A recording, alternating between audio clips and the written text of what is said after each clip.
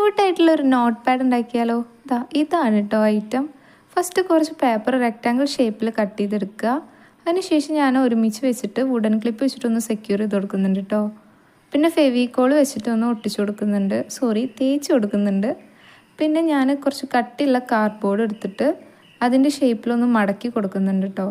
പിന്നെ ഇതുപോലെ ക്യൂട്ടായിട്ടുള്ളൊരു ഇമേജും കൂടെ ഒട്ടിച്ചു കൊടുക്കുന്നുണ്ട്. ഇത് ഞാൻ പ്രിൻ്റ് എടുത്തതാണ്. എൻ്റെ കയ്യിലുള്ളത് കൊണ്ടാട്ടോ ഞാൻ ഒട്ടിച്ചു കൊടുത്തത്. നമുക്ക് വരച്ചിട്ട് ഒട്ടിക്കാവുന്നതേ ഉള്ളൂ കേട്ടോ. പിന്നെ നോട്ട് പാഡിൻ്റെ മുകളിലൊക്കെ ഞാൻ ഇതുപോലൊരു സംഭവം കണ്ടിട്ടുണ്ട്. അപ്പോൾ അതിൻ്റെ ഒരു കുറവ് വേണ്ടാന്ന് വിചാരിച്ചിട്ട് ഞാൻ അതും കൂടെ ഒട്ടിച്ചു കൊടുത്തിട്ടുണ്ട് കേട്ടോ. അത് വന്നപ്പോൾ തന്നെ നല്ല ക്യൂട്ടായിട്ടുണ്ട്. ആഹാ മുടുക്കനായി.